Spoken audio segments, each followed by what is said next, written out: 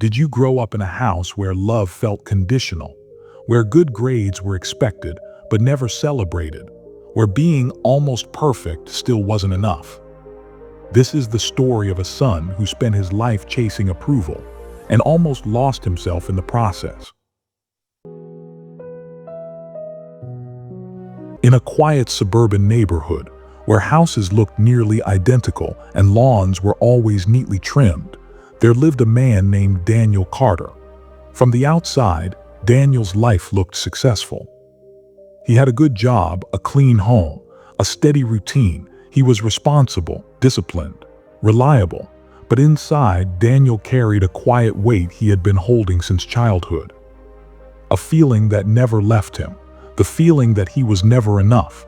Daniel grew up in a house where achievement was everything. His father, Robert Carter, believed in one simple rule: if you're going to do something, be the best.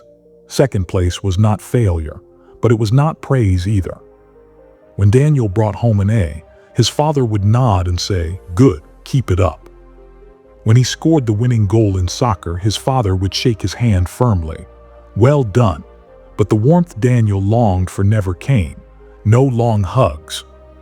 No "I'm proud of you." No "you did your best." Only expectations: higher, stronger, better. As a child, Daniel made a quiet decision. If love was earned through achievement, then he would achieve everything. He studied late into the night. He trained harder than his teammates. He avoided mistakes at all costs. When other children played freely, Daniel prepared.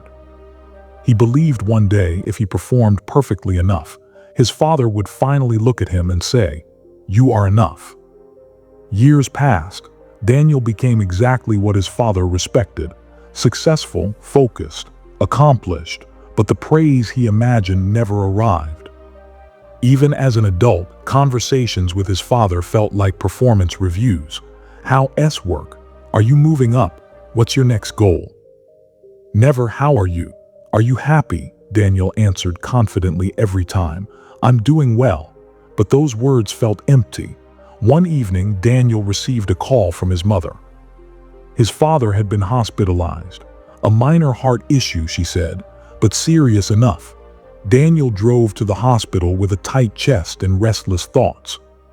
In the white hospital room, his father looked smaller somehow. Weaker, time had softened the man who once seemed unshakable. For the first time in his life, Daniel felt something unexpected. Not fear of failure, but fear of regret. The room was quiet. Machines beeped softly. His father looked at him. "You're doing well?" he asked. Even now, Daniel almost answered automatically. "Yes, everything's great." But something inside him stopped. He was tired of performing, tired of measuring himself, tired of chasing invisible approval. He took a slow breath. "I don't know," he said honestly. "I work a lot. I try to be successful. But sometimes I don't feel like it's enough." The word surprised even him.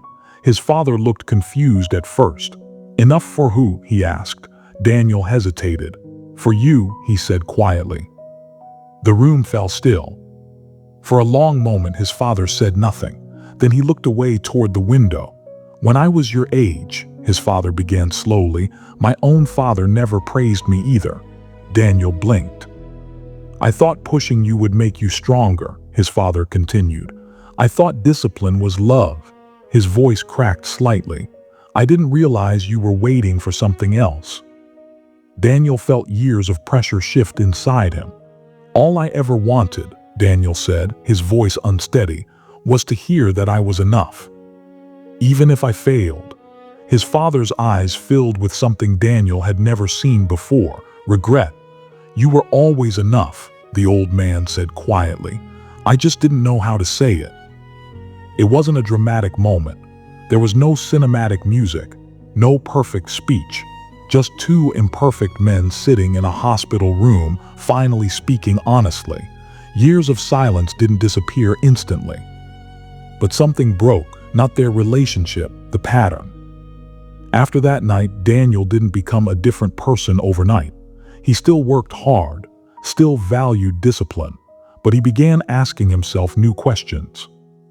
Not is this impressive, but is this meaningful? Not will this earn approval, but does this feel right? He started taking small risks. He left work earlier some evenings.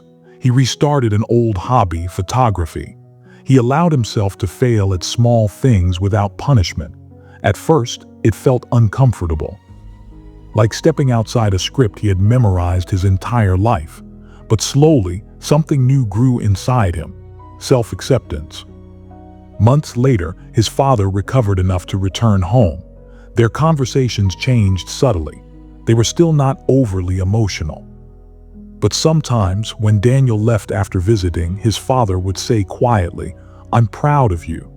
And this time, Daniel believed him. But more importantly, he no longer depended on it. Because he had realized something powerful. When you spend your life trying to earn love, you forget that love was never meant to be a competition. You don't have to outperform your siblings. You don't have to impress your parents. You don't have to prove your worth through exhaustion. You are enough, even when you fail, even when you rest, even when you are uncertain. Daniel still lived in that same quiet neighborhood.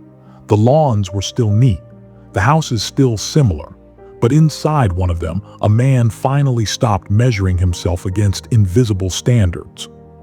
He still aimed high, but not to earn love, to express it. And sometimes when he looked in the mirror, he didn't see a project to improve.